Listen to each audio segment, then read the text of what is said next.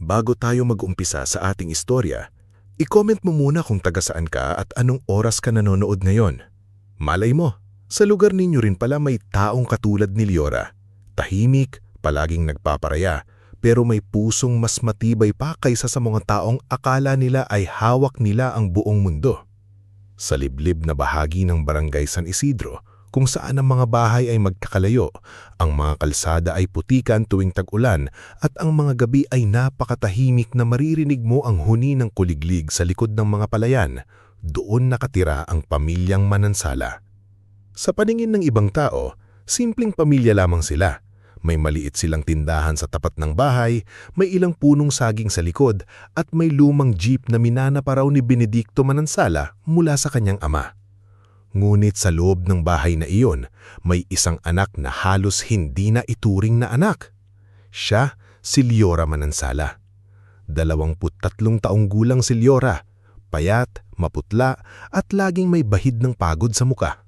Hindi siya palaayos, hindi mahilig sa alahas at kadalasan ay nakapusod lang ang buhok habang nakasuot ng kupas na bestida o lumang t-shirt. Pero kahit ganun, may kakaiba sa kanyang mga mata. Malalim, tahimik at parang may itinatagong lungkot na matagal na niyang pinasan. Mula pagkabata, alam na ni Liora kung sino ang paboritong anak sa pamilya. Iyon ay si Trixia, ang nakababata niyang kapatid. Si Trixia ang laging may bagong damit. Si Trixia ang pinapaaral sa magandang eskwelahan sa bayan. Si Trixia ang ipanagmamalaki ni Marivel sa mga kapitbahay kapag may bisita. Ang Trixia namin maganda talaga ang kinabukasan. Madalas sabihin ni Marivel habang nakamiti sa harap ng ibang tao. Hindi katulad ng iba diyang na hanggang tindahan lang ang alam. Hindi na kailangang sabihin kung sino ang tinutukoy niya.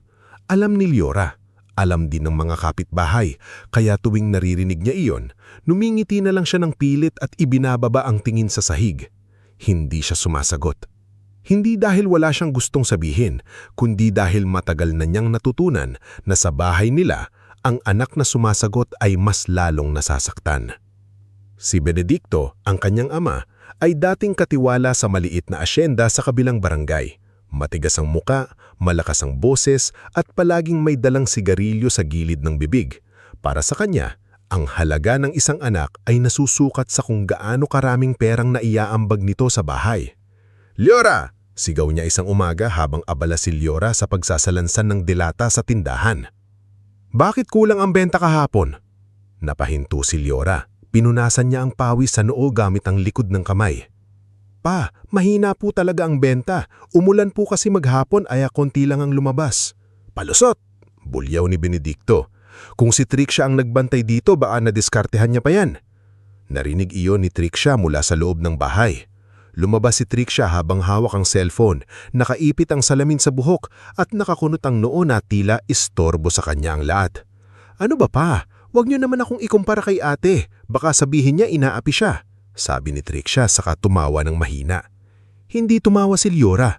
Yumuko lang siya at itinuloy ang ginagawa. Si Liora ang gumigising ng 4:00 ng umaga para magsaing. Siya ang nag-iigib ng tubig kapag mahina ang gripo. Siya ang nagluluto, naglilinis, naglalaba, nagbabantay sa tindahan at minsan pa nga ay siya ang nagdadala ng bayad sa pautang ni Marivel sa bayan. Kapag may kailangang gawin, pangalang ni Liora ang unang tinatawag. Kapag may kakulangan, siya rin ang unang sinisisi. Ngunit sa kabila ng lahat ng iyon, may pangarap si Liora. Sa ilalim ng higaan niya may nakatago siyang lumang kahon ng biskwit. Sa loob noon ay mga punit-punit na notebook, pinatuyong dahon at mga papel na sinulatan niya ng pangalan ng iba't ibang halamang gamot. Natutunan niya iyon mula sa lolo niyang si Apolinario Manansala, ang ama ni Benedicto. Noong bata pa si Liora, madalas siyang isama ni Lolo Apolinario sa likod ng lumang bakuran. "Ito, lagundi," sabi ng matanda noon habang hawak ang dahon. "Ito naman, sambong, nakakatulong sa katawan kapag marunong kang gumamit." "Lolo, gusto ko pong matuto ng maraming halaman," sabi ng batang Liora noon. Ngumiti si Apolinario at hinaplos ang kanyang ulo. "Mag-aral ka, apo. Hindi lahat ng yaman ay nasa pera. Minsan nasa kaalaman, minsan nasa pusong marunong tumulong." Iyon ang mga salitang hindi nalimutan ni Liora. Kaya kahit hindi siya pinag-aral ng maayos ng mga magulang niya, nagbabasa siya kapag gabi. Nang hihiram siya ng lumang libro sa maliit na library ng barangay.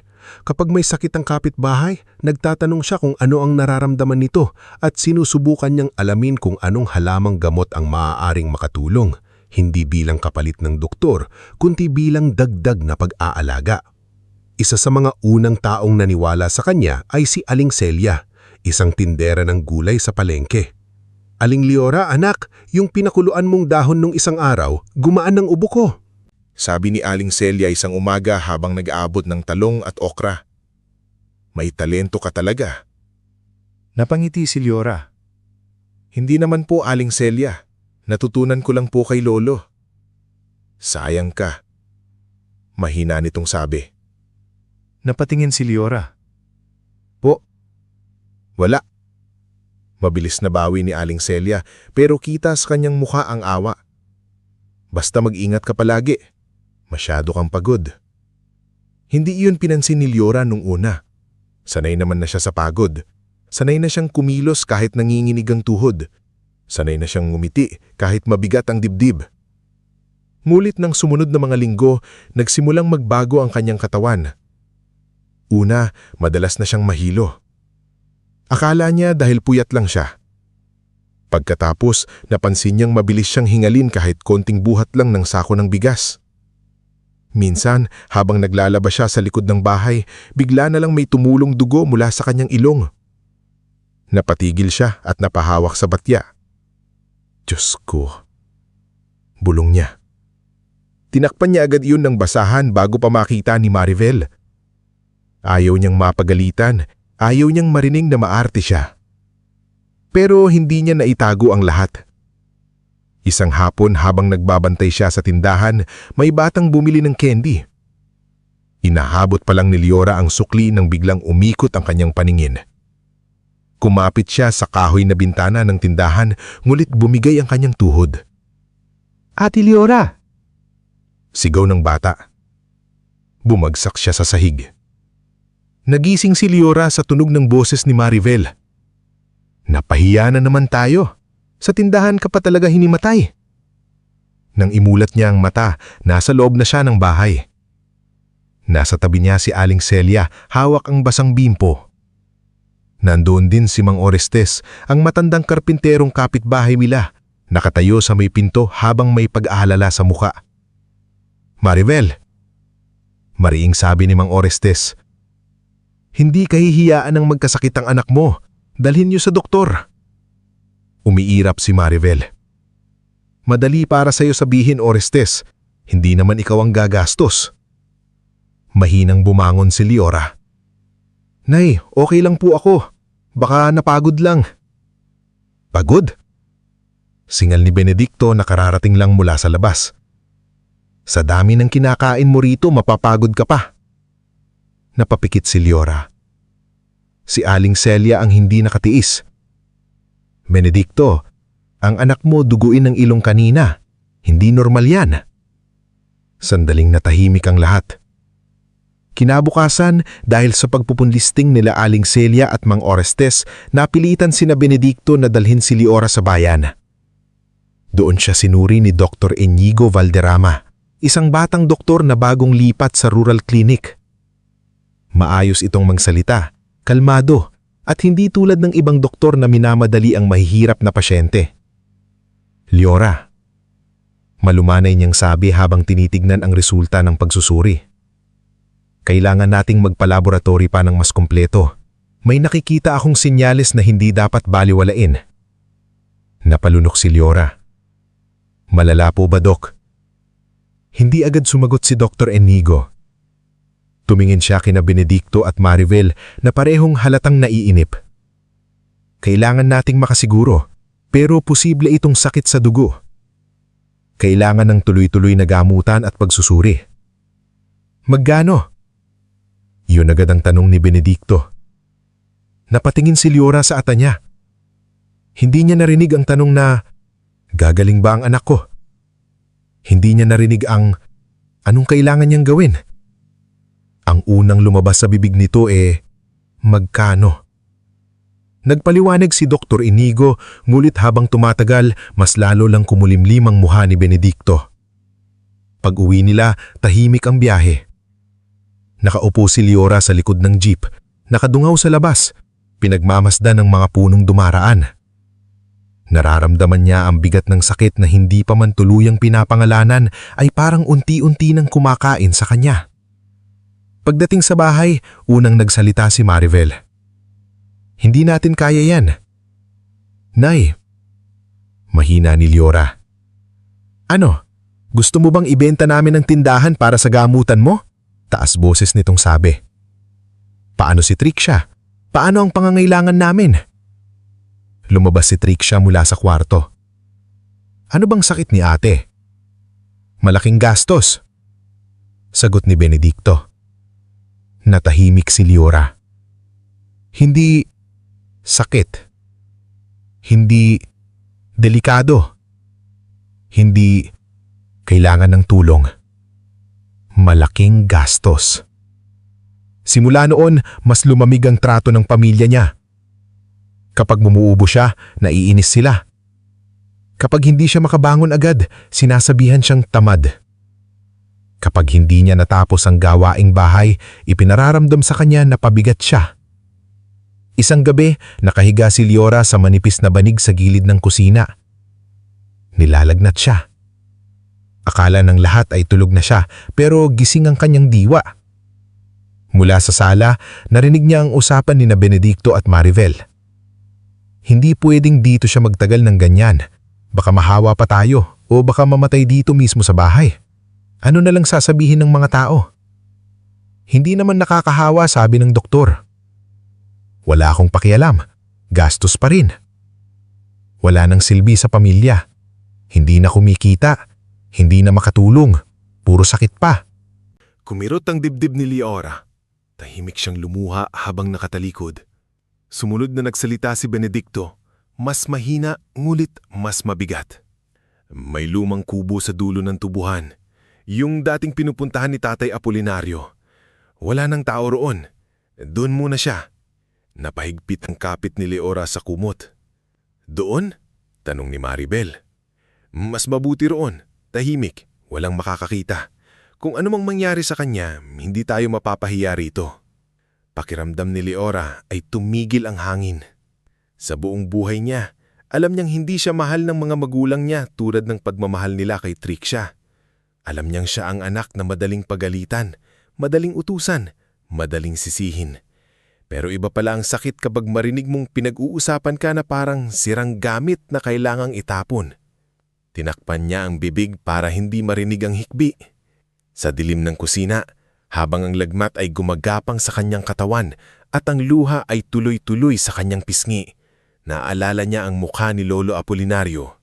Naalala niya ang kamay nitong magaspang ngunit maingat kapag hinahawakan siya. Naalala niya ang boses nitong minsang nagsabi, "Liora, may halaga ka kahit hindi nila makita."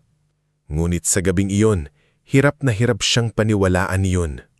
Kinabukasan, pinilit niyang bumangon kahit nanginginig ang mga tuhod niya. Nagluto siya ng almusal, nagsaing at naglinis ng mesa. Tahimik niyang pinagmasdan sina Benedicto, Maribel at Trixia habang kumakain. Walang tumanong kung may lagnat pa siya. Walang tumanong kung kumain na siya. Walang nakapansin nga halos hindi na siya makatayo ng tuwid. "Liora," tawag ni Benedicto matapos uminom ng kape. "Mamaya, sasama ka sa akin." "Saan po?" tanong niya. Hindi sumagot agad ang ama niya. Iniwas nito ang tingin. "Basta, mag-impake ka ng ilang damit." Napatigil si Liora. Si Maribel ay nagkunwaring abala sa paghuhugas ng plato. Si Trixia naman ay nakayuko sa cellphone, pero may maliit na ngiting sumilay sa labi nito. Ngiting para bang alam niya ang mangyayari at wala siyang balak pigilan iyon. Sa sandaling iyon, naunawaan ni Liora na ang narinig niya kagabi ay hindi lang masamang usapan. Plano iyon. Dahan-dahan siyang pumasok sa maliit niyang sulok sa tabi ng kusina.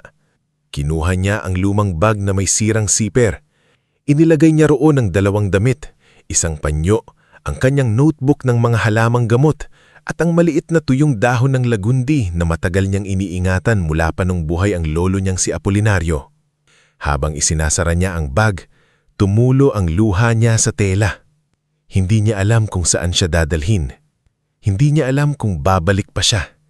Pero sa kaibuturan ng puso niya, may isang munting tinig na pilit lumalaban sa takot. Buhay pa siya. At hanggat buhay pa siya, hindi pa tapos ang kwento niya. Bago tayo muling magpatuloy sa ating istorya, i-comment mo muna kung taga saan ka at anong oras ka nanonood ngayon. Baka sa tahimik na oras na ito may makilala kang katulad ni Liora. Isang taong iniwan ng lahat pero hindi pa pala iniwan ng tadhana. Nakatayo si Liora sa maliit niyang sulok sa tabi ng kusina. Hawak ang lumang bag na may sirang siper. Sa loob noon ay 2 damit, isang panyo, ang kanyang notebook tungkol sa mga halamang gamot at ang tuyong dahon ng lagundi na matagal niyang iniingatan mula pa nung buhay ang lolo niyang si Apolinario. Mabigat ang pakiramdam niya, hindi lamang dahil sa lagnat na gumagapang sa kanyang katawan, kundi sa kaba. Narinig niya kagabi ang plano ng mga magulang niya. Alam niya na hindi ito simpleng lakad, hindi ito pagbisita sa kamag-anak, hindi ito pagpapatingin muli sa doktor. May pupuntahan siyang lugar na maaaring hindi na siya mabalikan. "Liora!" sigaw ni Benedicto sa labas. "Ano ba? Ang bagal-bagal mo. Wala ka namang maraming dadalhin." Napapikit si Liora.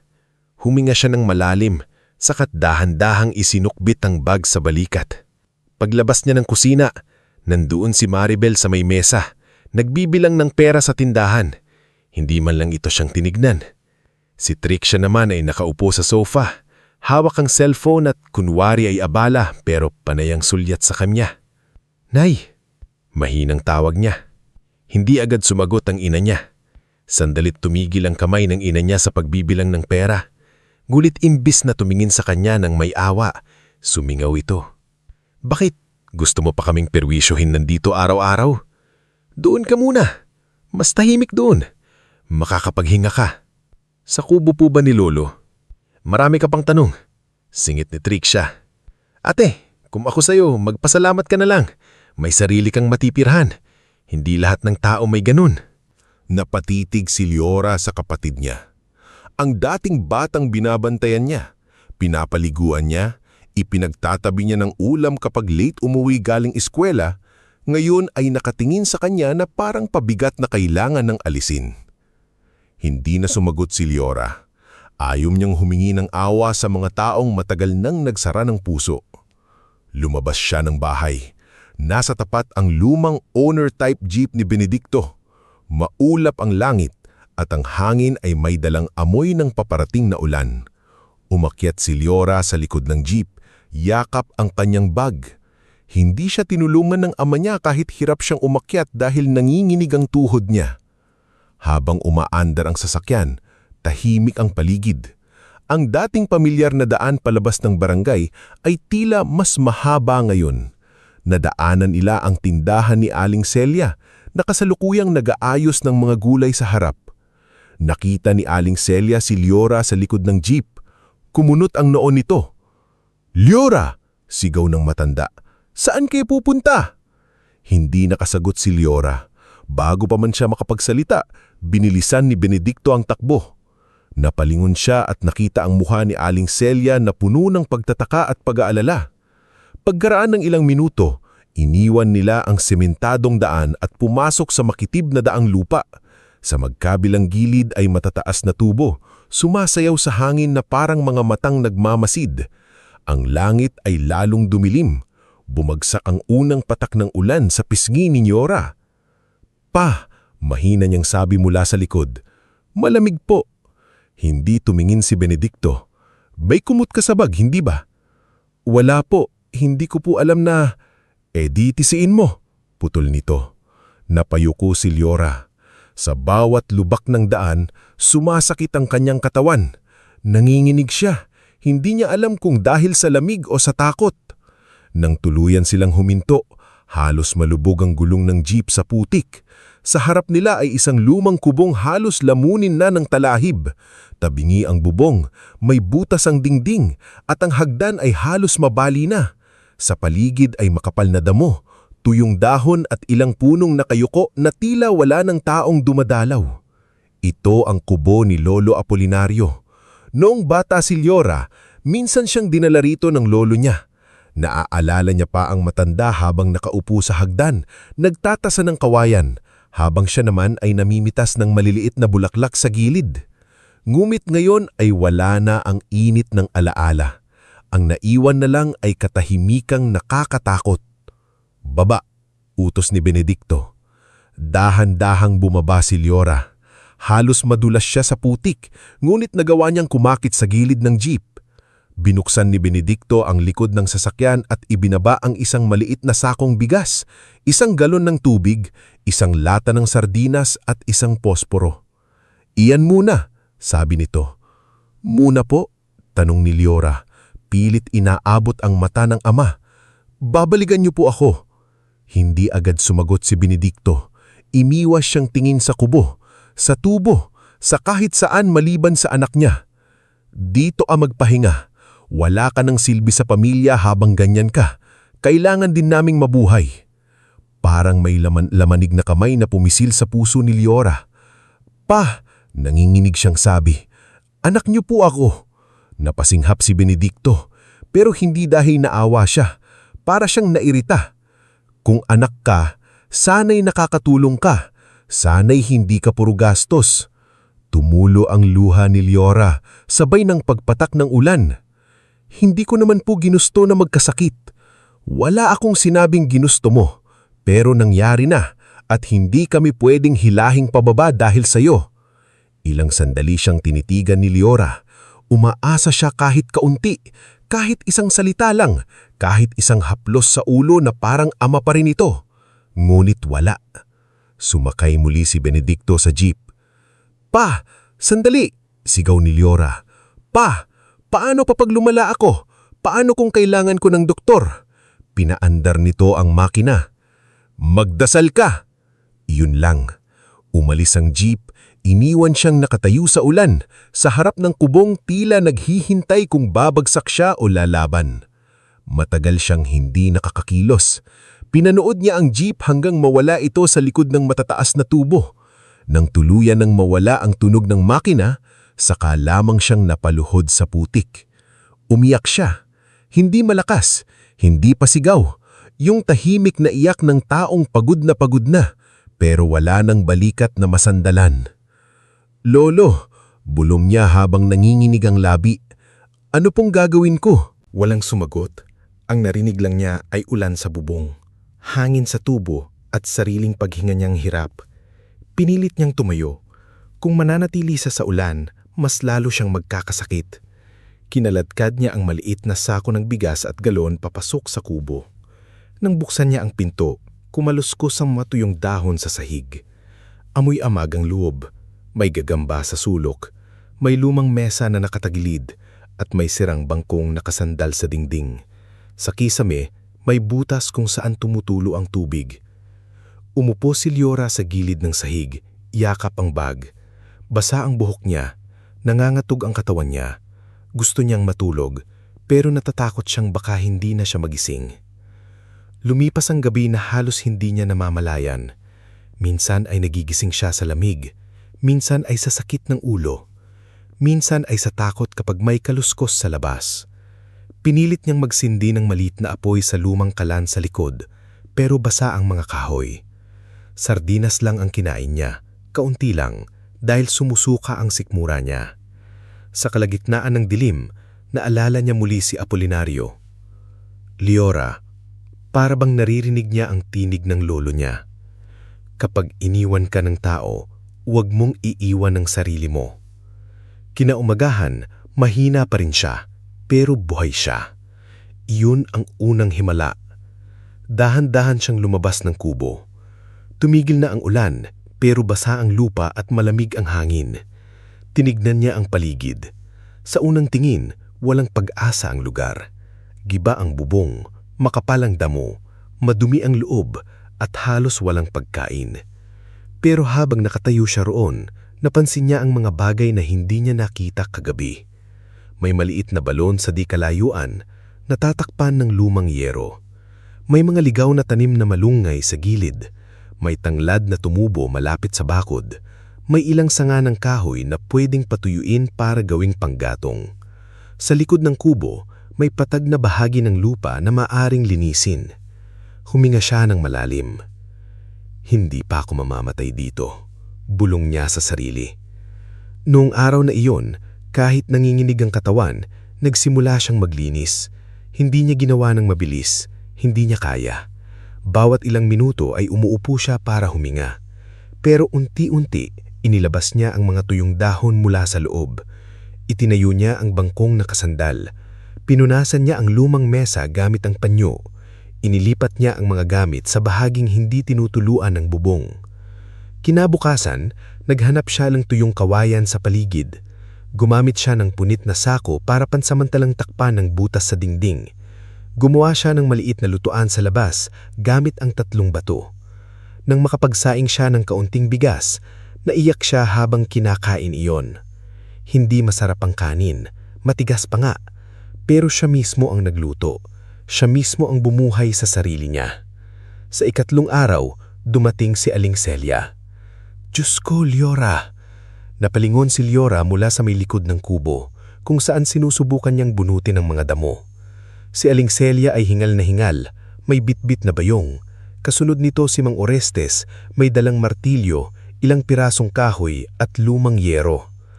Aling Celia, mahina niyang sabi, gulat at nahihiya. Tumakbo ang matanda papalapit at hinakap siya. Anak, hinanap kita. Nagtanong ako sa bahay niyo, sabi ng nanay mo nagpapahinga ka raw sa kamag-anak. Sunungaling, mabuti na lang nakita ni Nardo na dumaan dito ang jeep ng tatay mo. Hindi napigilan ni Leora ang luha. Iniwan po nila ako rito. Alam ko, madiin sabi ni Mang Orestes, pigil ang galit. At hindi tama yon. Iuwi niyo na lang po ako, bulong ni Leora. Pero agad din siyang natahimik dahil alam niyang wala siyang uuwi ang tahanan. Hinawakan ni Aling Celia ang mukha niya. Anak, hindi ka namin pababayaan, pero kung dito ka muna ligtas sa kanila, tutulungan ka naming gawing maayos ang lugar na ito. Mula noon, nagbago ang kubo. Hindi biglaan, hindi parang mahika. Ngunit araw-araw, may maliit na improvement. Si Mang Orestes ang nagkabit ng lumang yero sa butas ng bubong. Tinibay niya ang lagdan, inayos ang pinto, at nilagyan ng simpleng trangka ang bintana. Si Aling Celia naman ay nagdala ng kumot, asin, kape, ilang gulay, at gamot na inireseta noon si Dr. Inigo. Hindi sapat ito para gumaling ka, pero sapat para lumaban ka hanggang madala ka ulit namin sa doktor. Habang inaayos ni Mang Orestes ang sahig, napansin ni Leora na tila pamilyar na pamilyar ito sa kubo. Mang Orestes, tanong niya isang apon, madalas po kayong pumunta rito noon? Natigil ang matanda sa pagpukpok. Tumingin siya sa paligid, parang may inaalalang matagal nang nakabaon. Kaibigan ko ang lolo mo. Si Apolinario ang isa sa pinakamabuting taong nakilala ko. Tahimik pero malalim mag-isip. Marami siyang tinulungan noon. Bakit po parang iniwan na lang ang kubo niya? Napabuntong hininga si Mang Orestes. May mga bagay ang lolo mo na hindi sinabi sa pamilya niyo, lalo na sa tatay mo. Alam niya kasi ang ugali ni Benedicto. Napatingin si Leora. Ano pong ibig niyong sabihin? Hindi agad sumagot si Mang Orestes. Ipinagpatuloy niya ang pagtanggal sa lumang tabla sa may gitna ng sahig dahil may bahagi itong lumulubog kapag tinatapakan. Basta ang alam ko, sabi niya, hindi ordinaryong pahingahan lang ang kubong ito para sa lolo mo. Tuwing may problema siya noon, dito siya pumupunta. Dito siya nagsusulat. Dito siya nagtatago ng mahahalagang bagay. Naramdaman ni Leora ang kakaibang kaba. Mahahalagang bagay? Tumango ang matanda, ngunit bago pa ito makapagsalita, biglang tumunog ng kakaiba ang ilalim ng sahig nang tamaan niya ng martilyo ang isang tabla. Tok! Hindi tunog kahoy na solid. Muling pinukpok ni Mang Orestes. Tok! Tok! Nagkatinginan sila ni Leora. May hungkag sa ilalim. Sabi ng matanda. Lumapit si Liora, hawak ang lampara. Kahit nang hihina, ramdam niya ang mabilis na tibok ng puso. Tinulungan niya si Mang Orestes na alisin ang 2 lumang tabla. Mahirap tanggalin dahil kinakalawang na ang mga pako, pero matapos ang ilang sandali, bumukas ang isang maliit na puwang. May nakabaon sa ilalim. Isang lumang baol na balot ng makapal na tela at plastik. Halos hindi makahinga si Liora habang hinahatak iyon palabas. Mabigat ang baol at nang tuluyan itong maiahon, nakita niyang may nakaukit sa takip. A.M. Apolinario Manansala. Nanginginig ang kamay ni Liora nang hawakan niya ang kandado. Luma na ito, kinakalawang, at nang subukan ni Mang Orestes na pukpukin ng marahan, bumigay din sa wakas. Dahan-dahang bumukas ang baul. Sa loob ay may mga lumang sobre, ilang dokumentong nakabalot sa plastik, isang liham na may pangalan ni Liora, at sa pinakailalim nakasilid sa telang kupas ang ilang piraso ng bagay na kumikislap sa ilaw ng lampara. Napatakip ng bibig si Liora. "Ginto!" bulong ni Mang Orestes. Hindi agad nakakilos si Liora. Hindi siya napangiti, hindi siya natuwa na parang biglang yumaman. Sa halip, mas malakas na kaba ang naramdaman niya dahil sa sandaling iyon, naunawaan niyang hindi aksidente na dinala siya ng tadhana sa kubong ito. Kinuha niya ang liham na may pangalan niya. Nanginginig ang daliri niya habang binubuksan yon. Lumang-luma na ang papel pero malinaw pa rin ang sulat kamay ng kanyang lolo.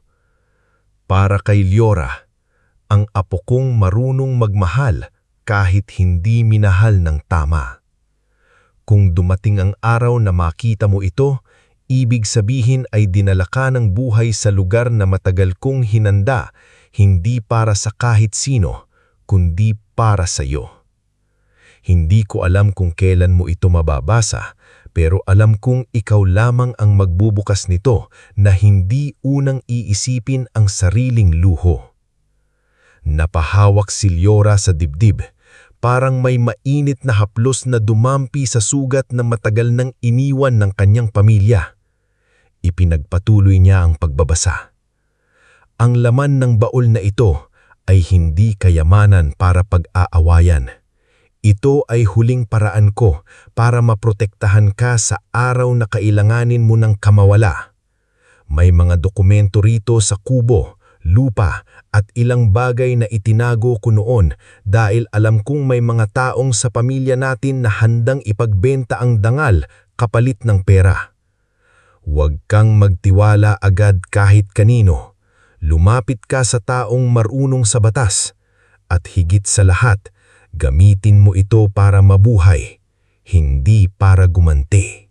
Nakatulala si Liora sa loob ng kubo habang hawak ang lumang liham ng kanyang lolo Apolinario. Sa harap niya ay ang baol na kakatuklas lamang nila sa ilalim ng sahig. May mga dokumentong nakabalot sa plastik, mga lumang sobre at ilang piraso ng ginto na kumikislap sa ilaw ng lampara. Sa labas ng kubo, dahan-dahang bumabagsak ang hapon. Ang dating lugar na puno ng lamig at takot, ngayon ay tila may bigat na lihim na matagal nang hinihintay na mabuksan. Hindi agad nagsalita si Mang Orestes. Naupo siya sa lumang bangko, hawak pa rin ang martilyo habang tinitignan si Liora na naninginig ang kamay sa pagbabasa ng sulat. "Anak," malumanway nang sabi. "Basahin mo ng dahan-dahan, huwag kang matakot, mukhang para talaga sa'yo yan." Nilunok ni Liora ang bara sa lalamunan, pinunasan niya ang luha sa pisngi at muling tumingin sa papel. Kitang-kita niya ang sulat kamay ni Apolinario. Pamilyar, medyo pahilis at may diin sa bawat letra na parang naririnig pa niya ang tinig ng matanda. Para kay Liora, ang apo kong marunong magmahal kahit hindi minahal ng tama. Kung dumating ang araw na makita mo ito, ibig sabihin ay dinala ka ng buhay sa lugar na matagal kong hinanda, hindi para sa kahit sino, kundi para sa iyo. Hindi ko alam kung kailan mo ito mababasa, pero alam kong ikaw lamang ang magbubukas nito na hindi unang iisipin ang sariling luho. Napahawak si Liora sa dibdib, parang may mainit na haplos na dumampi sa sugat na matagal nang iniwan ng kanyang pamilya. Ipinagpatuloy niya ang pagbabasa. Ang laman ng baul na ito ay hindi kayamanan para pag-aawayan. Ito ay huling paraan ko para maprotektahan ka sa araw na kailanganin mo ng kamawala. May mga dokumento rito sa kubo, lupa at ilang bagay na itinago ko noon dahil alam kong may mga taong sa pamilya natin na handang ipagbenta ang dangal kapalit ng pera. Huwag kang magtiwala agad kahit kanino. Lumapit ka sa taong marunong sa batas at higit sa lahat, gamitin mo ito para mabuhay, hindi para gumante. Sa huling pangungusap, tuluyan ng napaiyak si Liora. Hindi dahil sa ginto, kundi dahil sa salitang mabuhay. Sa loob ng maraming araw, sa loob ng maraming taon pa nga, pakiramdam niya ay hinuhusgahan siya bilang isang taong pabigat. Isang anak na hindi sapat, isang katawan na may sakit, isang bibig na kumakain pero hindi na raw kumikita. Ngunit sa liham ng kanyang lolo, hindi siya basura, hindi siya pabigat. Siya ay isang taong pinaghandaang mabuhay. Lolo? Bulong niya habang yakap ang papel. Bakit ngayon ko lang ito nalaman? Napabuntong hininga si Mang Orestes. Ganyan talaga ang lolo mo. Tahimik kumilos. Pero kung mahal ka niya, malalim yon. Hindi niya basta sinasabi. Pinatutunayan niya. Dumating si Aling Celia kinagabihan, bitbit ang mainit na lugaw at pinakulo ang tubig. Nang makita niya ang nakabukas na baol, napahinto siya sa pintuan. Ano yan? Tanong niya halos pabulong. Tumingin si Liora kay Mang Orestes, hindi alam kung paano sasabihin. Baol po ni Lolo Apolinario. May mga dokumento at may ginto po. Napaupo si Aling Celia sa hagdan, parang nanghina ang tuhod. Diyos ko! Kaya pala noon sabi-sabi ng matatanda, may kayamanang hindi ginasto si Apolinario. Akala namin kwento lang. Hindi ito pwedeng malaman ng marami, lalo na nina Benedicto at Maribel. Nang marinig ang pangalan ng kanyang mga magulang, bahagyang napayuko si Liora. Hindi niya alam kung matutuwa ba siya o matatakot. Ang ginto sa harap niya ay maaaring maging sagot sa gamutan niya, pero maaari rin itong maging dahilan para muling bumalik ang mga taong nagtapon sa kanya. Kailangan ko pong magpagamot, pero natatakot ako. Paano kung sabihin nilang ninakaw ko ito? Paano kung kunin nila? Hindi mo ibebenta ng basta-basta. Hindi ka pupunta sa kung sinong bumibili ng alahas sa palengke. Kailangan natin ng doktor. Kailangan natin ng abogado. Kinabukasan, habang hindi pa sumisikat ng husto ang araw, inakay ni Mang Orestes at Aling Celia si Liora papunta sa bayan. Hindi nila dinala ang buong baol. Ilang dokumento lamang, liham at isang maliit na piraso ng ginto ang isinilid nila sa telang nakatago sa loob ng bayong. Mahina pa rin si Liora, kaya bawat ilang hakbang ay humihinto sila. Pero sa unang pagkakataon mula nang iwan siya sa kubo, ang pagod niya ay may direksyon. Sa rural clinic, nagulat si Dr. Inigo Valderrama nang makita siya. Liora, sabi nito agad na tumayo mula sa mesa. San ka nang galing? Pumunta ako sa bahay niyo nung isang araw para itanong kung nakapagpahinga ka na, pero sabi ng nanay mo nasa kamag-anak ka raw. Napatingin si Liora sa sahig. Nasa kubo po ni Lolo Apolinario. Kumunot ang noon ni Dr. Inigo. Mag-isa? Hindi siya agad nakasagot. Si Aling Celia ang nagsalita, pigil ang galit. Iniwan siya roon ng pamilya niya, Dok. May sakit ang bata tapos iniwan sa dulo ng tubuhan parang hayop. Nabakas sa mukha ni Dr. Inigo ang pagkabigla, ngulit pinili niyang manatiling kalmado. Lumapit siya kay Liora at maingat na tinignan ang pulso nito. Kailangan nating unahin ang katawan mo. Hindi pwedeng puro tapang lang. Kailangan mo ng kumpletong blood test, gamot, mas maayos na pagkain at regular na check-up. Dok, mahina niyang sabi, may pag-asa pa ba ako?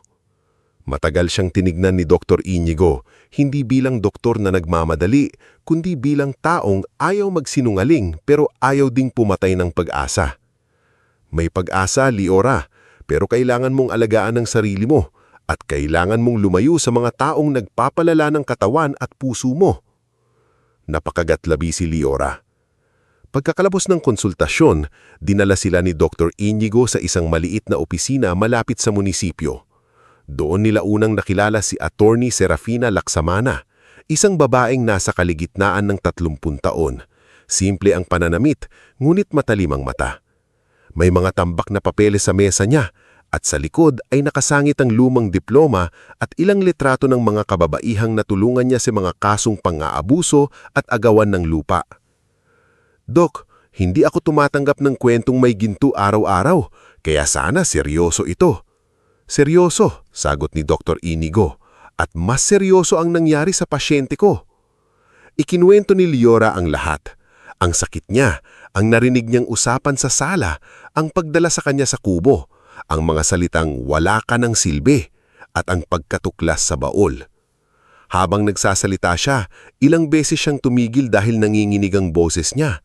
Hindi siya sanay na pinapakinggan, hindi siya sanay na hindi pinuputol ang sinasabi. Tahimik si Attorney Serafina habang nakikinig.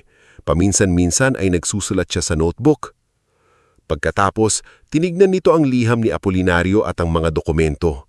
Isa-isa niyang binasa ang pangalan, petsa, pirma at notaryo. Habang tumatagal, mas lalong nagiging seryoso ang kanyang mukha. Liora, sabi niya, hindi pa ako makakapagbigay ng final na konklusyon ngayon. Kailangan itong i-verify sa Registry of Deeds at sa notarial records. Pero base sa unang tingin, mukhang hindi basta-basta ang hawak mo. May posibilidad na legal na iniwan sa iyo ng lolo mo ang kubo at ang lupang kinatatayuan ito. Nanlaki ang mata ni Liora. Sa akin po? Posible, sagot ng abogado. At kung mapatutunayan natin iyon, hindi basta makukuha ng mga magulang mo ang lugar na iyon. Pero kailangan nating maging maingat. Huwag mong ipagsasabi kahit kanino, lalo na ang tungkol sa ginto. Tumingin si Liora sa maliit na telang dala nila. Ibebenta ko po sana para sa gamot. Hindi lahat. Mahigpit ngunit mahinahon na sabi ni Serafina. At hindi sa ilegal na paraan. Ipapa-assess natin ito sa lehitimong buyer. Kailangan may resibo, dokumento at record. Kung hindi, ikaw ang malalagay sa alanganin. Doon unang naunawaan ni Liora na ang kayamanan ay hindi lamang biyaya, responsibilidad din ito. Kapag naging padalos-dalos siya, maaaring mawala ang lahat bago pa niya gamitin sa tama. Sa sumunod na mga linggo, hindi naging madali ang lahat. Hindi bigla ang yumaman si Liora. Hindi siya agad nagsuot ng magagarang damit o bumili ng malaking bahay. Sa halip, sunod-sunod na lakad ang ginawa nila. Sinamahan siya ni Attorney Serafina sa munisipyo. Kinumpirma ang ilang dokumento. Nagtanong sa registry. Hinanap ang lumang record ng pagmamay-ari ni Apolinario. Pina-verify ang maliit na piraso ng ginto sa isang lisensyadong appraiser sa bayan. Samantalang si Liora ay pabalik-balik sa klinik ni Dr. Inigo. May mga araw na kinukuhanan siya ng dugo. May mga araw na halos hindi niya kayanin ng hilo. May mga gabing sa kubo siya umiiyak dahil mahal ang gamot at mahaba ang proseso. Ngunit hindi na siya nag-iisa. Si Aling Celia ay nagdadala ng gulay at sabaw. Si Mang Orestes ay patuloy na nag-aayos ng kubo. Si Dr. Inigo ay tumatawag sa kakilala niyang laboratorio para makakuha ng discount. Si Attorney Serafina ay hindi naningil agad ng malaking halaga, bagkos ay nagsabing, kapag naayos na ang legal na aspeto, saka natin pag-uusapan. Ang mahalaga, huwag kang maloko. Isang umaga, habang nakaupo si Liora sa hagdan ng kubo, tinitingnan ng munting taniman sa gilid, napansin niyang tumubo ng maayos ang tanglad at malunggay. May ilang tanim na lagondiri na itinanim niya mula sa pinagpuputulan. Hindi pa maganda ang katawan niya, ngunit hindi na siya kasing putla tulad nung unang gabi niya roon. Dumating si Dr. Inigo sakay sa motorsiklo. May dalang maliit na kahon ng gamot at ilang polybag ng halaman. May dala akong sambong at yerba buena, sabi nito. Nakangiti. Hindi ito kapalit ng gamot mo, malinaw iyon. Pero pwede mong alagaan. Sabi mo mahilig ka sa halaman, hindi ba? Kinuha ni Liora ang polybag na parang napakahalagang regalo. Salamat po, Doc. Huwag mo kong laging tawaging Doc kapag nandito ako. Parang may emergency palagi. Napangiti si Liora ng mahina. Sige po, Dr. Inigo. Napailing ito at natawa. Doon nagsimula ang healing garden.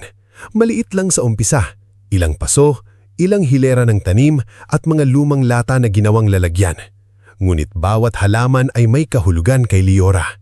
Ang malunggay ay para sa lakas, ang tanglad ay para sa init ng katawan, ang lagundi ay alaala ng kanyang lolo, ang yerba buena ay paalaala na may ginhawa kahit sa sakit. Isang araw, habang nagdidilig siya, dumating si Aling Celia kasama ang isang babaeng may bitbit na maliit na bata.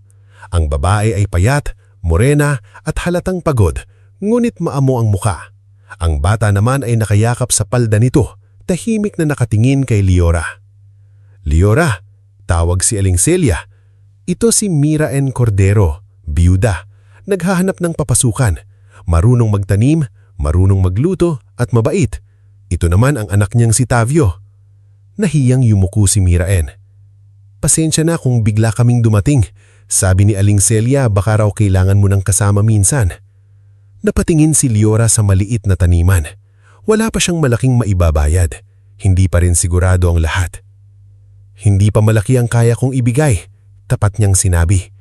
Pero kung gusto mo, pwede tayong magsimula sa pagtatanim. Kapag may nabenta, hahatiin natin ng maayos. Nagulat si Mira N. Talaga? Tumanggi si Liora. Ayokong may taong nagtatrabaho nang hindi nabibigyan ng tama. Alam ko po ang pakiramdam noon. Mula noon, naging mas buhay ang kubo. Si Mira N ang tumulong maglinis ng paligid. Si Tavio ay madalas naglalaro sa ilalim ng puno habang binibilang ang mga paso. Minsan tinuturuan niya ng pangalan ng mga halaman. Ate Liora, tanong ng bata, gamot po ba lahat yan?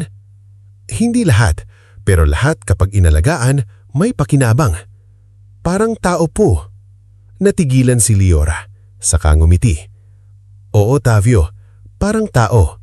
Dahil sa mungkahi ni Dr. Inigo, sinubukan ni na Liora at Mira N gumawa ng simpleng herbal soap gamit ang ligtas at legal na sangkap.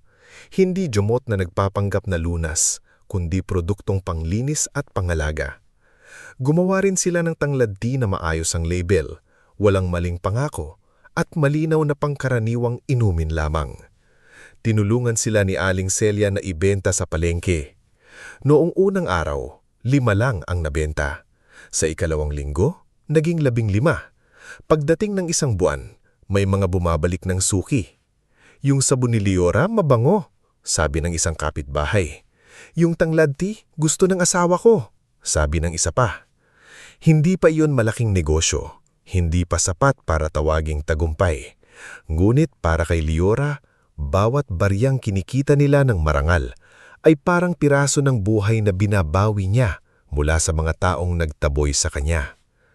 Samantala, sa bahay ng mga manansala, nagsimulang makarating ang balita. Isang hapon pumasok si Cabrando sa tindahan ni Maribel. Malapad ang tiyan, makapal ang bigote at laging may tono ng taong may alam kahit wala naman. Maribel, sabi nito habang bumibili ng sigarilyo. Narinig mo ba? Yung anak mong may sakit, mukhang umasenso sa kubo. Natigilan si Maribel. Anong sinasabi mo? May doktor na pumupunta, may abogado pa raw, at may mga bumibili ng kung ano-anong produkto niya sa palengke. Lumabas si Trixia mula sa kwarto. Abogado? Kumunot ang noo ni Benedicto na nasa likod ng tindahan. Sinong abogado? Nagkibit balikat si Cabrando, ngulit may tusong ngiti sa labi. Ewan ko, pero kung ako sa inyo, silipin ninyo. Baka may tinatago ang anak nyo. Kubo ni Apolinario iyon, hindi ba? Baka may naiwan ng matanda. Nagpalitan ng tinginan sina Benedicto at Maribel. Sa unang pagkakataon mula nang iwan nila si Liora, hindi takot o awa ang naramdaman nila, kundi panghihinayang at kasakiman. Kinagabihan, Habang nasa kubo si Liora at inaayos ang mga resibo ng unang benta nila, hindi niya alam na ang katahimikang unti-unti niyang binubuo ay may paparating na unos. Ngulit iba na siya ngayon kaysa noong iniwan siya sa ulan. May gamot na siya, may mga kaibigan na siya, may munting kabuhayan na siya. At higit sa lahat, may alam na siyang katotohanan. Hindi pala siya walang silbi. May mga tao lang talagang hindi marunong kumilala ng tunay na halaga hanggat hindi nila naaamoy ang ginto. Bago tayo magpatuloy sa ating istorya, i-comment mo muna kung taga saan ka at anong oras ka nanonood ngayon. Sa puntong ito ng buhay ni Liora, makikita natin na minsan hindi sapat na umahon ka lamang sa hirap dahil kapag nakita ng mga taong nang api sa'yo na kaya mo palang tumayo, babalik sila hindi para humingi ng tawad, kundi para agawin ang dahilan ng iyong pagbangon. Kinagabihan matapos makarating kina Benedicto, Maribel at Trixia ang balita tungkol sa unti-unting pag-ayos ng buhay ni Liora, hindi na naging payapa ang bahay ng mga manansala. Ang tindahan sa harap ng kanilang bahay ay sarado na, ngulit sa loob ng sala ay bukas pa rin ang ilaw. Nandoon silang tatlo, kasama si Cabrando, na nakaupo sa lumang silya habang pinapaypayan ng sarili gamit ang sobre ng sigarilyo. Hindi ako naniniwalang sa sabon at tsaa lang nang gagaling ang pera ng anak nyo, sabi ni Cabrando, mababa ang boses ngunit puno ng mali siya. Naglakad-lakad si Benedicto sa sala. Matigas ang panga niya. Ilang linggo na siyang naririnig sa barangay na si Liora raw ay nakakabenta na ng produkto sa palengke, na may mga taong tumutulong sa kanya, at na hindi na raw mukhang mamamatay ang anak niyang iniwan sa dulo ng tubuhan. Dapat sana ikinatuwa niya iyon, ngulit hindi. Sa puso ni Benedicto, ang unang sumiklab ay hindi pag-aalala, kundi pakiramdam na siya ay nalalamangan. Anak ko siya, madiin niyang sabi. Kung may nakuha siya sa kubo ni tatay, dapat sa pamilya iyon, hindi sa kanya lang. Napangisi si Trixia habang nakasandal sa dingding. Tama si Papa. At saka sino ba siya para magdesisyon? May sakit siya. Baka kung ano-ano lang ang pinapirma sa kanya ng abogadang yun. Si Maribel naman ay tahimik, ngunit hindi dahil sa konsensya. Nakatingin siya sa sahig, kinakalkula sa isip kung gaano kalaki ang posibleng halaga ng anumang natagbuan ni Liora. Kailangan nating maunahan, sabi ni Cabrando. Kung may papel siya, gumawa tayo ng papel ninyo. Kung may abogado siya, may kilala akong marunong gumawa ng salaysay. Hindi naman kailangang sobrang linis, basta mukhang totoo. Tumingin siya sa kanya. Anong salaysay? Na kayo ang nag-alaga kay Liora, na pansamantala lang siya sa kubo, na hindi siya nasa tamang pag-iisip dahil sa sakit, at dahil magulang kayo, kayo dapat ang humawak ng anumang ari-arian na mayroon siya. Napangiti si Trixia. Ang galing! Ngunit sa kabilang dulo ng tubuhan, tahimik na nagpapatuloy si Liora sa bagong buhay na maingat niyang binubuo. Hindi niya alam ang eksaktong binabalak ng pamilya niya, pero ramdam niya na darating ang araw na hahabulin nila ang hindi nila pinahalagahan noon. Sa kubo, habang nahupo siya sa mesa at nagsusulat sa maliit na notebook ng mga benta, katabi niya si Miraen na naglalagay ng label sa mga sabon. Si Tavio naman ay natutulog sa banig, yakap ang maliit na unan. Sa labas, naririnig ang huni ng kuliglig at mahinang hampas ng hangin sa mga dahon ng tubo. Liora, maingat na sabi ni Miraen, kanina sa palengke, may nagtanong tungkol sa'yo. Napahinto si Liora. Sino? Hindi ko kilala, pero sabi ni Aling Celia, tauhan daw ni Cabrando. Tinatanong kung magkano na raw kinikita mo, kung sino ang pumupunta rito, at kung totoo bang may abogado ka. Hindi nagulat si Liora, ngunit bumigat ang dibdib niya. Alam kong darating ito, mahina niyang sabi. Natakot ka ba? Saglit na tumahimik si Liora. Noong dati, kapag naririnig niya ang pangalan ng kanyang ama o ina, nanginginig na agad siya. Parang otomatikong lumiliit ang sarili niya. Parang bata pa rin siyang naghihintay mapagalitan sa sulok ng kusina. Ngulit ngayon, kahit may takot pa rin, may iba ng kasama yon. Lakas. Takot pa rin, sagot niya. Pero hindi na tulad noon. Kinabukasan, pumunta si Liora sa bayan kasama sina Mang Orestes at Aling Celia para makipagkita kay Attorney Serafina. Sa opisina ng abogado, maayos nang nakasalansa ng mga dokumentong nakuha mula sa baul. Lumang titulo ng lupa, deed of donation na may pirma ni Apolinario, notarial record at liham na malinaw na tumutukoy kay Liora bilang pinagkakatiwalaan ng ari-arian. Hindi pa tapos ang lahat ng proseso, ngunit sapat na ang hawak nila para makapaghanda. May nakarating na sa akin, sabi ni Attorney Serafina habang inaayos ang salamin. Nagpasa raw ng salaysay ang pamilya mo sa barangay. Pinapalabas nilang tinaalagaan ka nila at nasa kubo ka lang dahil gusto mong magpaisa. Napapikit si Liora. Kahit inaasahan niya iyon, iba pa rin ang sakit kapag ang sariling mong pamilya ang gumagawa ng kasinungalingan para agawin ang natitirang kapayapaan mo. Hindi po totoo yun, mahina niyang sabi. Alam ko, sagot ni Serafina. Pero sa batas, hindi sapat na alam nating hindi totoo. Kailangan nating patunayan. Tumanggo si Dr. Inigo na naroon din dahil dinalhan siya ni Liora ng bagong medical certificate. May records ako, may petsa ng unang konsultasyon niya at may notes na hindi natuloy ang mga pagsusuring kailangan dahil sa kawalan ng suporta. Hindi ko isusulat ang hindi ko nakita, pero isusulat ko ang totoo. Pwede rin akong tumestigo, sabi ni Aling Celia. Ako ang nakikita sa kanya pagkatapos siyang iwan. Basang-basa, may sakit, halos walang makain. Ako rin, dagdag ni Mang Orestes. Ako ang nag-ayos ng kubo. Alam kong walang taong nakatira roon bago siya iniwan. Tumingin si Liora sa kanila isa-isa. May kirot sa puso niya dahil ang mga taong handang tumaway sa kanya ay hindi ang kanyang kadugo. Ngunit may init din sa dibdib niya dahil kung dugo lang ang batayan ng pamilya, matagal na siyang ulila. Ngayon, unti-unti niyang nauunawaan na may pamilyang pinipili ng puso at pinatutunayan ng gawa. Ilang araw ang lumipas at pinatawag si Liora sa munisipyo para sa isang pag-uusapan sa harap ng ilang opisyal ng barangay at municipal legal desk. Hindi pa ito korte, ngunit parang paglilitis na rin sa bigat ng tensyon. Sa labas ng maliit na bulwagan, may mga usiserong kapitbahay, may mga bulong-bulong, may mga matang tumitingin kay Liora mula ulo hanggang paa parang sinusukat kung dapat ba siyang kaawaan o inggitan. Suot ni Liora ang simpleng bestidang ipinahiram ni Miraen. Maputla pa rin siya at may manipis na scarf sa leg dahil madaling ginawin ang kanyang katawan, ngulit maayos ang tayo niya. Hawak niya ang maliit na folder na inihanda ni Attorney Serafina. Pagpasok niya, nandoon na sina Benedicto, Marivel, Trixia at Cabrando. Si Marivel ay nakapalda at nakaayos ang hubog, mukhang talagang naghahandang umarte sa harap ng maraming tao. Si Trixia naman ay may hawak na panyo, ngunit halatang mas inaalala ang itsura niya kaysa sa nangyayari. Si Benedicto naman ay nakatingin kay Liora, parang siya pa ang may kasalanan. Anak, agad na sabi ni Marivel nang nakalakit sila sa mesa. Malakas ang boses niya, sapat para marinig ng nasa paligid. Bakit mo kami pinapapahiya lang ganito? Magulang kami. Napatingin si Liora sa ina niya. Noong una, muntik na siyang umurong.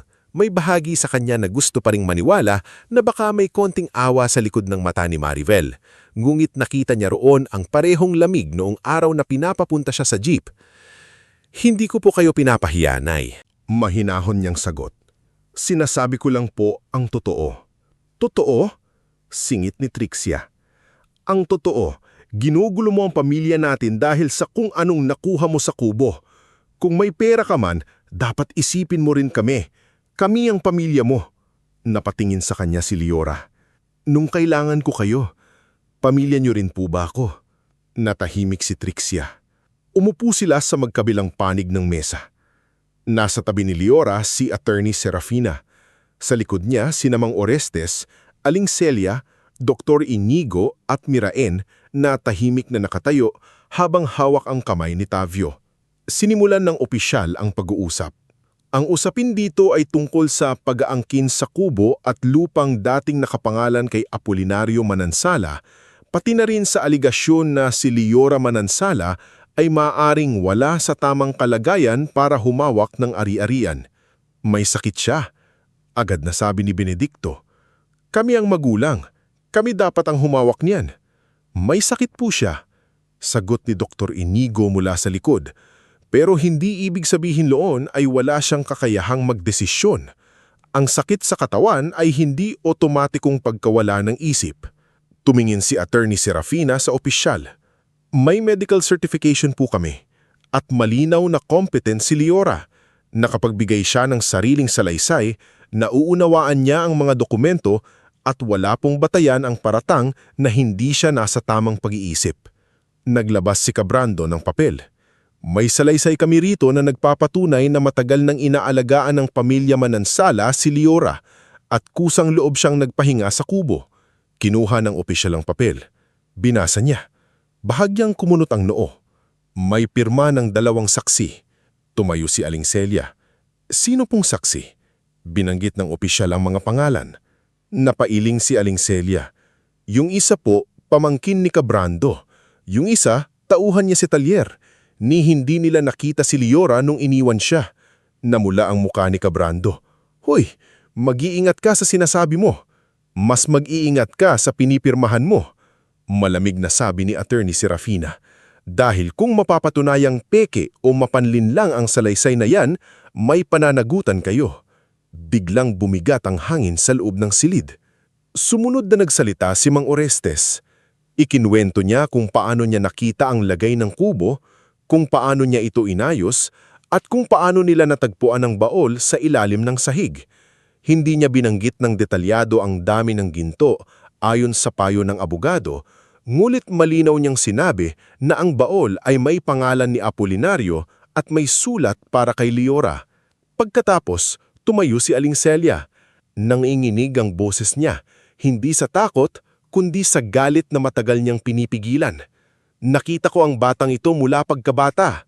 Siya ang nagbubuhat ng sako sa tindahan. Siya ang nagluluto sa kanila. Siya ang laging utusan. Nung nagkasakit siya, hindi ko nakita ang pamilyang ito na umiiyak para sa kanya. Ang nakita ko, itinago nila siya. At nang makita naming nasa kubo siya, ang dala niya lang ay kunting damit, kunting bigas at halos wala ng lakas. Napayuko si Liora. Hindi dahil nahihiya siya, kundi sa bigat ng katotohanang naririnig niya mula sa ibang tao. Minsan, kapag ikaw ang naiapi, nasasanay kang paliitin ang nangyari. Ngunit kapag ibang tao na ang sumasabi, doon mo mararamdaman kung gaano pala kalupit ang tiniis mo. Si Marivel ay biglang humalughol. Ina ako! Nagkamali lang ako pero ina pa rin ako. Hindi niyo alam ang hirap ng may anak na may sakit. Hindi niyo alam ang takot namin. Tumingin si Liora sa kanya. Dahan-dahan siyang tumayo.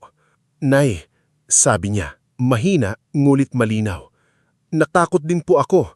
Nung gabing nilalagnat ako sa kusina, narinig ko kayo ni Papa. Sinabi niyo na wala na akong silbi. Nung dinala ako sa kubo, tinanong ko si Papa kung babalikan niya ako. Ang sabi niya lang, magdasal ako. Nanginginig ang labi ni Benedicto. Liora, hindi niyo po ako kailangang mahalin tulad nung pagmamahal niyo kay Trixia. Matagal ko na pong tinanggap yun. Pero sana po, nung may sakit ako, tinuring niyo man lang akong tao. Natahimik ang buong silid. Kahit si Trixia ay hindi nakapagsalita. Doon tumayo si Attorney Serafina at inilabas ang pinakamahalagang papel. Ang liham ni Apolinario at ang kopya ng Deed of Donation na na-verify na sa lumang notarial record. Malinaw po rito, sabi ng abogado, na si Apolinario Manansala ay may intensyong ipagkatiwala ang kubo at ang lupang kinatatayuan nito kay Liora Manansala. Hindi ito basta kwento. May record, may pirma, may saksi, at may liham na nagpapaliwanag kung bakit hindi niya ito ipinagkatiwala anyang anak na si Benedicto. Binasa ng opisyal ang bahagi ng liham. Hindi lahat, ngulit sapat para marinig ng mga nasa loob ang linyang parang kutsilyong tumama sa dibdib ng pamilya Manansala. Si Liora lamang ang anak sa pamilya na may pusong hindi sakim. Namula ang mukha ni Benedicto. Para siyang sinampal ng sariling ama mula sa libingan. Hindi totoo yan. Bulong niya. Hindi ako sakim. Ngunit walang naniwala. Hindi pa doon natapos ang lahat. Ngunit malinaw ang naging pasya ng opisyal. Hindi maaaring agawin ni na Benedicto at Marivel ang kubo o ang anumang ari-ari ang hawak ni Liora habang nagpapatuloy ang legal na verification. Ang salaysay na ipinasa ni Cabrando ay isa sa ilalim sa investigasyon at kung mapatunayang may falsification o panlilinlang, may kaukulang kaso. Lumabas si Liora sa munisipyo na naninginig pa rin ang kamay. Hindi siya nagdiwang, hindi siya sumigaw, hindi niya ipinagmamalaki ang panalo. Sa halip, umupo siya sa gilid ng hagdan at huminga ng malalim. Lumapit si Mireille at inabot sa kaniyang tubig. "Kumusta ka?" tanong nito. "Pagod," sagot ni Liora. "Pero parang mas magaan." Lumapit si Dr. Inigo. "Tama ang ginawa mo. Hindi madali, pero tama." Tumanggo si Liora. Sa kabilang panig, nakatayo sina Benedicto, Maribel, Trixia at Cabrando. Hindi sila mukhang natalo lamang, mukha silang nahubaran sa harap ng buong bayan, at sa mata ni Cabrando may galit na hindi pa tapos. Kinagabihan, bumalik si Liora sa kubo. Sinubukan niyang magpahinga, ngunit hindi siya mapakali. Iba ang tahimik ng paligid, parang may papalapit. Si Mang Orestes, naramdam din ng panganib, ay nagpa siya munang matulog sa maliit na papag sa labas ng kubo. Sina Mireille at Tavio naman ay pinauwi muna sa bahay ni Aling Celia para ligtas. "Liora," sabi ni Mang Orestes bago sila matulog, "ang taong sakim hindi tumitigil dahil lang napahiya. Minsan, mas lalo pang kumakapit." Kaya bago pa man lumalim ang gabi, tinawagan ni Attorney Serafina ang kakilala niyang pulis sa bayan at ipinaalam ang pagbabanta at tensyon matapos ang pagdinig. Hindi gusto ni Liora na lumaki ang gulo, pero natutunan na niyang ang pagiging mabait ay hindi ibig sabihin na hahayaan mong tapakan ka ulit. Bandang hating gabi, narinig nila ang mahinong yabag sa labas. 1, 2, 3. May kumaluskos malapit sa bintana. Napabangon si Liora, hawak ang lampara. Sa labas, nakita niya ang anino ng 3 tao. Isa sa kanila ay pamilyarang tindig, si Benedicto. Ang isa ay mas payat, si Trixia. At ang pangatlo, may kapayukuan at malapad ang katawan, Cabrando. "Dahan-dahan," bulong ng lalaki sa labas. "Hanapin niyo yung pinagkuhanan ng baol. Siguradong may natira pa dyan." Nangigas si Liora sa kinatatayuan. Hindi na siya ang babaeng iniwan sa ulan at walang kalaban-laban. Ngunit sa sandaling iyon, ramdam pa rin niya ang sakit na ang sarili niyang ama, imbis na humingi ng tawad, ay bumalik sa kubo, hindi para sa kanya, kundi para sa ginto. Dahan-dahan niyang ibinaba ang lampara. Sa dilim, habang pinakikinggan ng mga yabag na papalapit sa pinto, alam ni Liora na darating na ang gabing tuluyang maglalantad kung sino ang pamilya, sino ang magnanakaw at sino ang tulay na may karapatang manatili sa tahanang minsang itinuring nilang libingan niya. Bago tayo magpatuloy sa huling bahagi ng ating istorya, i-comment mo muna kung taga saan ka at anong oras ka nanonood ngayon.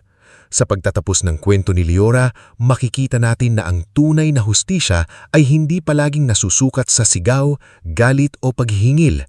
Minsan, ito ay nasa tahimik na pagtayo ng isang taong minsang itinapon ngulit hindi kailanman tuluyang nasira.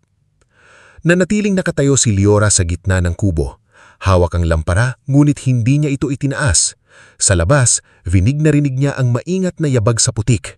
May kumaskas sa gilid ng dinding, may bumangga sa lumang kawayan, at pagkatapos narinig niya ang boses ni Cabrando na pilit pinapahina ngulit hindi maitago ang kasakiman. "Dito banda yun, sa ilalim ng sahig, dyan daw nila nakuha ang baul." Sumikip ang dibdib ni Liora. Sa loob ng maraming taon, natutunan niyang matakot kapag boses ng ama niya ang naririnig niya. Nung bata siya, sapat na ang bagsak ng tsinelas ni Benedicto sa sahig para manginig siya. Sapat na ang buntong hininga ni Maribel para maramdaman niyang may kasalanan siya kahit wala. Sapat na ang irap ni Trixia para manahimik siya at ibigay na lang ang huling piraso ng ulam. Ngulit ngayon, iba na ang gabi. Nasa likod ng takot ang tapang na dahan-dahang pinalaki ng mga taong naniwala sa kanya. Nasa likod ng panghihina ang gamot na pinagtsatsagaan niyang inumin. Nasa likod ng luma at minsang nakakatakot na kubo ang katotohanang siya ang may karapatan dito. Mula sa maliit na bintana, nakita niya ang anino ni Mang Orestes sa may likod ng puno. Gising ito, tulad ng usapan nila. Nung narinig nila ang kaluskos kanina, hindi ito padalos-dalos na lumabas. Sa halip, ginamit ang lumang cellphone na ipinahiram ni Dr. Inigo at tinawagan ng numerong ibinigay ni Attorney Serafina. Matagal nang binalwanan ni Serafina na ang mga taong desperado ay hindi tutigil sa unang kahihiyan. Sabi noon ng abogado, hindi mo kailangang maging marahas para protektahan ng sarili mo. Pero kailangan mong maging handa. Kaya handa sila. Hindi para makipag-away, kundi para mahuli ang katotohanan sa mismong oras na sinusubukan nitong magnakaw. Biglang umungol ang lumang pinto nang pilitin nitong buksan. Pumasok muna si Cabrando, hawak ang flashlight at maliit na bareta. Sumunod si Trixia, suot ang mamahaling sandals na unti-unti nang nilalamon ng putik.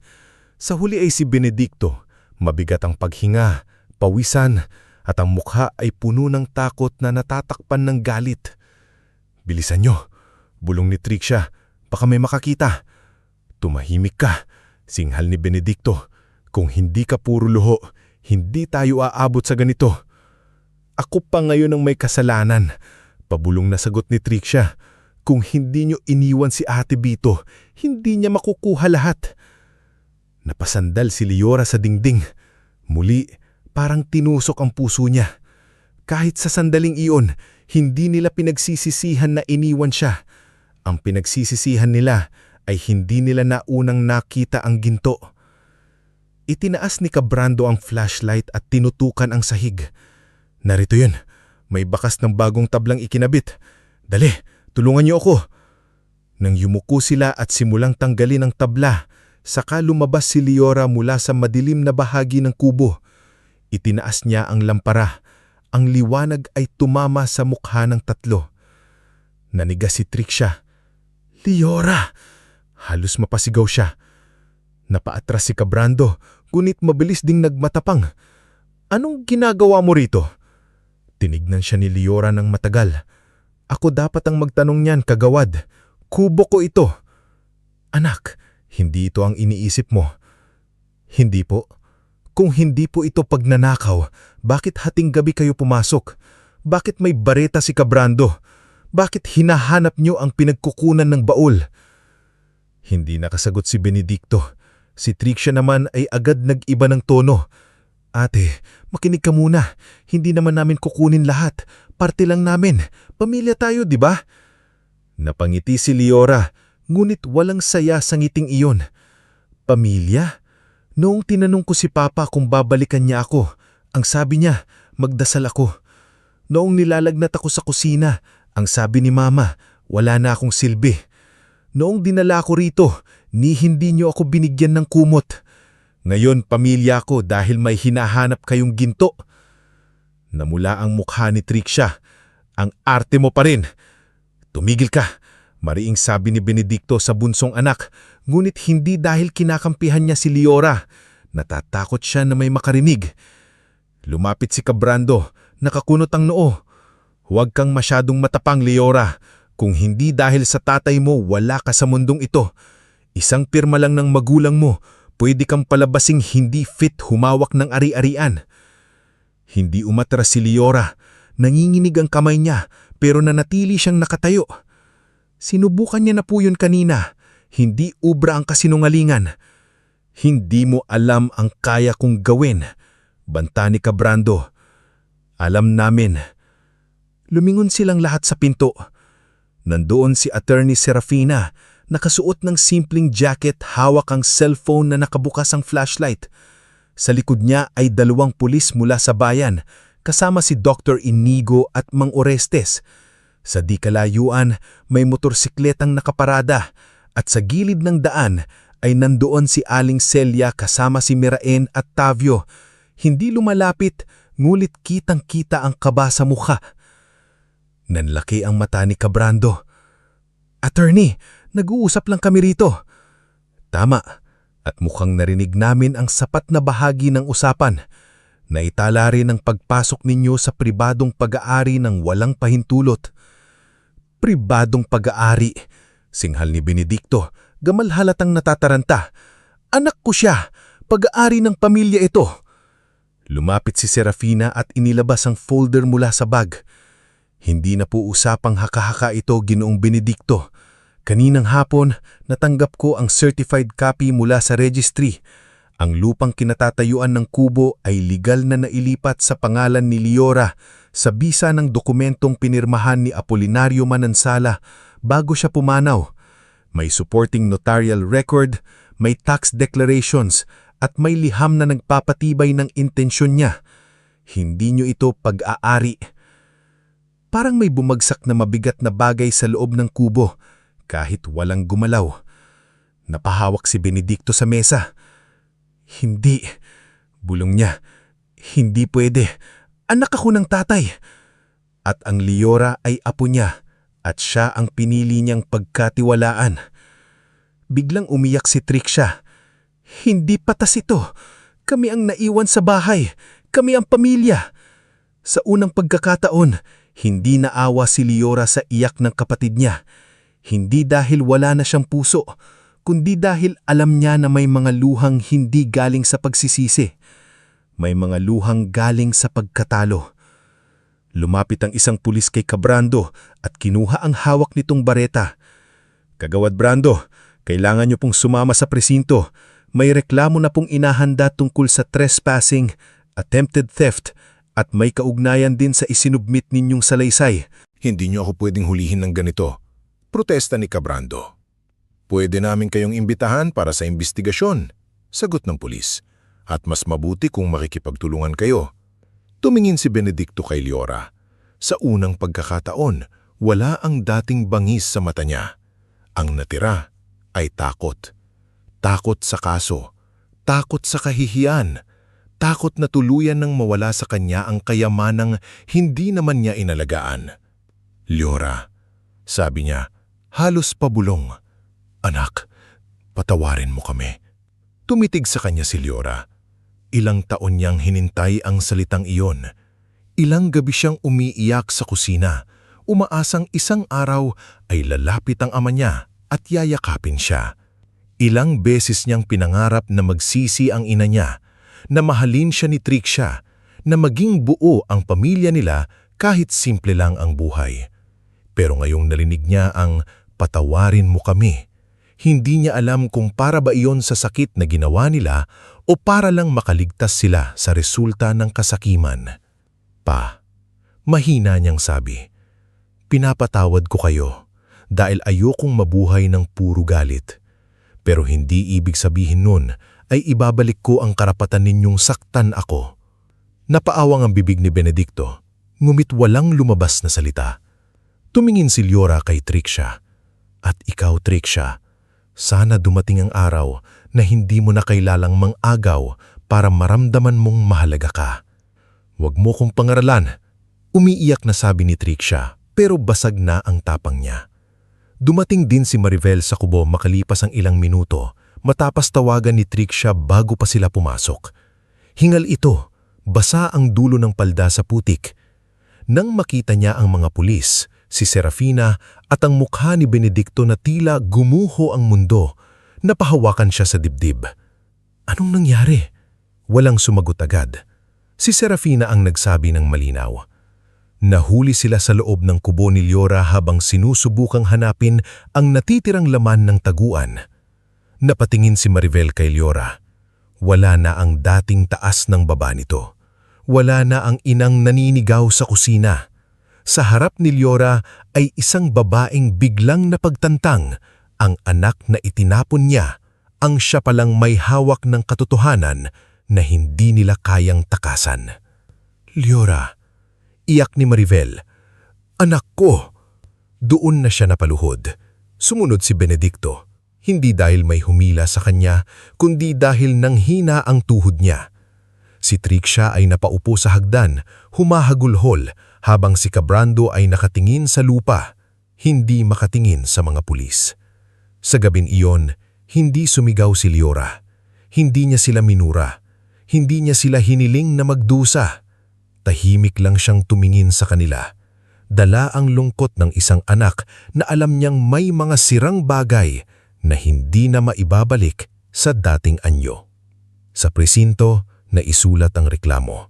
Si Cabrando ay pansamantalang tinanggal sa tungkulin habang iniimbestigahan ang peking salaysay at pagpasok sa ari-arian ni Liora. Si Trixia, na may mga utang pala sa ilang online lending at ginamit ang pangalan ng pamilya, ay napilitang humarap sa mga taong iniiwasan niya.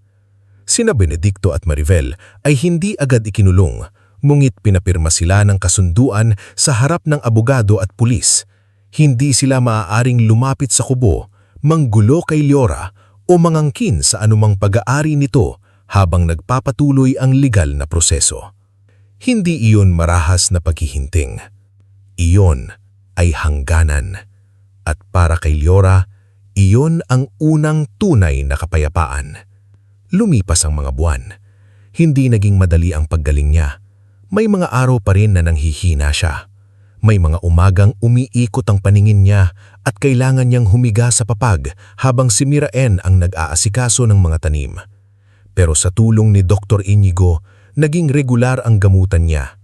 Natutunan niyang kumain ng tama, magpahinga at huwag abusuhin ang katawan kahit gusto niyang patunayan sa lahat na malakas siya. Hindi mo kailangang patunayan araw-araw na karapat-dapat kang mabuhay, sabi ni Dr. Inigo, minsan habang sinusuri ang resulta ng kanyang dugo. Ang kailangan mo lang gawin ay mabuhay. Ngumiti si Leora. Mahirap palang gawin yun kapag sanay kang laging may kailangang patunayan. Unti-unti, hindi lahat ng sugat, gamot lang ang lunas. Minsan, panahon. Gamit ang legal at maingat na pagbibenta ng ilang pangpiraso ng ginto, hindi nagpatayo si Leora ng mansyon. Hindi siya bumili ng mamahaling sasakyan. Hanghalip ay inayos niya ang kubo hanggang sa maging matibay na bahay kubo na may malinis na sahig, maayos na bubong at maliit na silid para sa pahinga. Pinalawak niya ang taniman. Nagpagawa siya ng simpleng drying area para sa mga halamang ginagamit sa kanilang produkto. At higit sa lahat, nagtabi siya ng pondo para sa gamutan at legal na papeles ng lupa. Pinangalanan niya ang lugar na Tahanan ni Apolinario. Sa unang anibersaryo ng pagkakatuklas niya sa baul, naglagay siya ng maliit na kahoy na karatula sa harap ng kubo. Si Mang Orestes ang gumawa ng ukit, si Tavio ang nagpinta ng gilid, si Aling Celia ang nagdala ng pansit. Si Miraen ay nagluto ng supas para sa mga bisita. Dumating din si Attorney Serafina. Bitit-bitip ang final documents na nagpapatunay na maayos na ang paglipat ng ari-arian sa pangalan ni Leora. Opisyal na. Sabi ng abogado, iniaabot ang folder.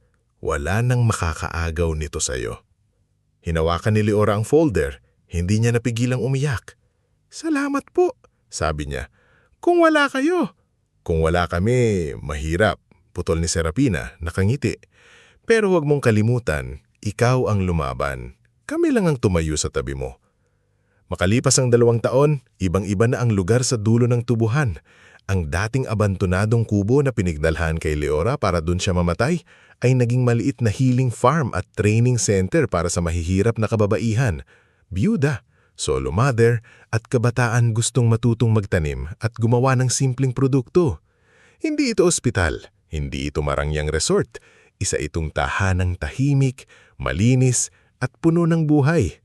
May maliit na silid-aklatan doon na may lumang libro tungkol sa halaman. May taniman ng lagundi, tanglad, sambong, malunggay at yerba buena. May mesa kung saan natututo ang mga babae gumawa ng sabon, tsaa at langis na maayos ang label at hindi nagpapanggap na lunas sa malulubhang sakit. Laging paalala ni Leora sa kanila, huwag tayong manloko para kumita. Mas mabagal ang tapat, pero mas mahimbing ang tulog. Si Miraen ang naging manager ng maliit na produksyon. Si Tavio, na dating tahimik at mahiyain, ay naging masiglang batang tumutulong magdilig tuwing hapon. Si Mang Orestes naman ay naging tagapagturo ng simpleng pagkukumpuni sa mga kabataang lalaki sa barangay. Si Aling Celia ang nagbabantay sa maliit na tindahan sa harap ng farm, habang si Dr. Inigo naman ay bumibisita 1 beses sa 1 linggo para magbigay ng libreng health talk tungkol sa tamang nutrisyon, check-up at kahalagahan ng hindi pagpapabaya sa katawan. Minsan may nakakarating pa ring balita kay Leora tungkol sa dati ng pamilya. Si Cabrando ay tuluyang natanggal sa pwesto at humarap sa kaso dahil sa pamimeke ng salaysay. Si Trixia naman ay napilitang magtrabaho sa isang maliit na kantina sa bayan para mabayaran ang utang niya. Sina Benedicto at Maribel naman ay nanatili sa luma nilang bahay. Hindi na kasing taas ang tingin sa sarili tulad noon. Minsan ay nagpapadala si Leora ng bigas at gamot para sa kanila sa pamamagitan ni Aling Celia, ngumit hindi na niya hinayaang pumasok sila sa buhay niya tulad ng dati. "Bakit mo pa sila tinutulungan?" Tanong ni Miraen isang hapon. Nakaupo si Liora sa ilalim ng punong sampalok, pinapanood ng ilang batang nag-aaral magtanim ng tanglad. Mas maayos na ang kulay ng mukha niya. Payat pa rin, ngunit hindi na mukhang nauubos. Ang mga mata niya ay taimik pa rin, ngunit hindi na tulad ng dati na laging puno ng takot. Dahil ayokong maging katulad nila, sagot niya. Pero natutunan ko ring ang pagtulong ay hindi ibig sabihin ibinabalik mo ang kutsilyo sa kamay ng nanakit sa'yo. Tumanggo si Miraen. Mas matapang ka kaysa sa iniisip mo. Napangiti si Liora. Hindi. Mas marami lang akong taong humawak sa akin nung muntik na akong bumitaw. Sa huling araw ng kwento, may maliit na pagtitipon sa tahanan ni Apolinario. Hindi enggrande, walang magarbong ilaw, walang mayayamang bisita. Naroon ang mga babaeng natulungan ng farm, ang mga batang nag-aaral sa hardin, ang ilang kapitbahay na dating tahimik lang nanonood, ngunit ngayon ay natutong tumulong, at ang mga taong naging tunay na pamilya ni Liora. Tumayo si Liora sa harap nila, hawak ang lumang liham ni Apolinario na naka-frame na ngayon. Dinala ako rito noon para mamatay, sabi niya, hindi para magpaawa, kundi para alalahanin ang simula ng kanyang pagbangon. Pero dito ko natutunan na minsan, ang lugar na akala ng iba ay katapusan mo, maaari palang maging simula. Ang ginto ang tumulong sa gamutan ko, oo. Ang lupa ang nagbigay sa akin ng tahanan. Pero kung wala ang mga taong naniwala sa akin nung wala akong maibalik pabalik, baka hindi ako nakatayo ngayon. Napatingin si Liora kina Mang Orestes, Aling Celia, Miraen, Tavio, Dr. Inigo at Attorney Serapina. Kaya ang tunay na kayamanan ko, hindi ang nakabaon sa ilalim ng sahig. Ang tunay na kayamanan ko, ang dignidad na hindi nila nakuha, ang tapang na natutunan kong buuin, at ang pamilyang pinili akong mahalin kahit hindi ako kadugo. Tahimik ang lahat sandali. Pagkatapos, unang pumalakpak si Tavio, sumunod si Miraen, sumunod ang iba, at sa gitna ng palakpakan, hindi na napigilan ni Liora ang luha. Hindi na luha ng takot, kundi luha ng taong sa wakas ay nakauwi na sa sarili ng buhay. Kinagabihan ng matapos ang pagtitipon, naupo si Liora sa hagdanan ng kubo. Maliwanag ang buwan. Ang dating madilim na paligid ay puno na ng ilaw mula sa maliliit na parol na ginawa ng mga bata. Sa tabi niya ay ang notebook ng halamang gamot na dala niya nung araw na iniwan siya roon. Kupas na ang pabalat, pero buhay pa ang pahina. Hinaplos niya iyon at tumingala sa langit. Lolo, bulong niya. Salamat po. Hindi niyo lang pala ako iniwan ng ginto. Iniwan niyo po ako ng pagkakataong mabuhay. Umihip ang malamig na hangin sa tubuhan, ngunit hindi na ito nakakatakot. Para itong sagot, para itong yakap. At sa dulo ng tubuhan, sa kubong minsang naging simbolo ng pagtatapon, namuhay si Liora hindi bilang anak na walang silbi, kundi bilang babaeng napatunayang ang taong tunay na may halaga ay hindi nasusukat sa pakinabang niya sa iba, kundi sa lakas niyang bumangon, magmahal at gawing tahanan ang lugar na minsang pinag-iiwanan sa kanya.